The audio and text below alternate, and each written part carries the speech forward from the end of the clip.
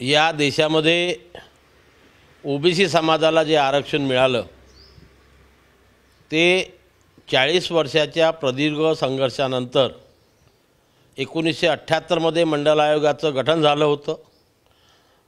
मंडल आयोगाचा अहवाल 1980 मध्ये या देशात राष्ट्रपतींना सादर करण्यात आले होतं आणि या मंडल आयोगाचं गठनसुद्धा लोकसभा आणि राज्यसभेच्या ठरावानंतर झालं होतं।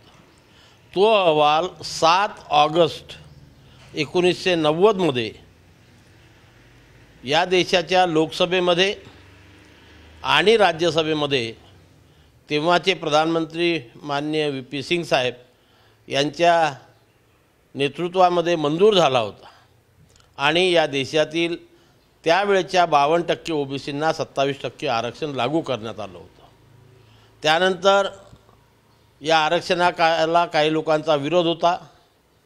ते सर्वोच्च न्यायालयामध्ये गेले आणि सर्वोच्च न्यायालयाच्या 9 न्यायमूर्तीच्या खंडपीठाने 9 न्यायमूर्ती त्या लक्षात ठेवण्यालायक आहे 1992 मध्ये त्याचा निकाल दिला आणि त्या निकालानुसार या देशातील 52% ओबीसींना हे 27% आरक्षण मिळालेलं आहे।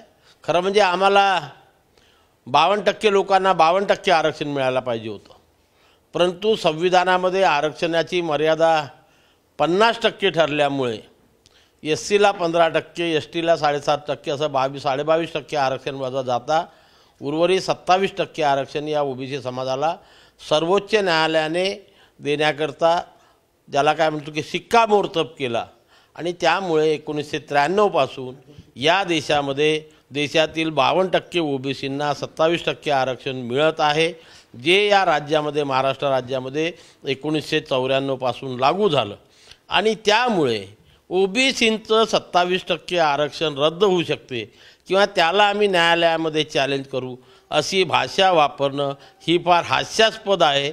ज्यांना याचं ज्ञान नाही असेच व्यक्ती अशा प्रकारची भाषा वापरू शकतो।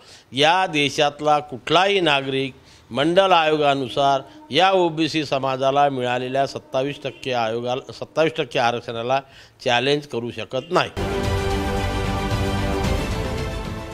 देश विदेशातील प्रत्येक घडामोडींचे लाईव्ह अपडेट मिळवण्यासाठी आता साम टीव्हीच्या सर्व सोशल मीडिया प्लॅटफॉर्मला लाईक, फॉलो आणि सबस्क्राइब करा।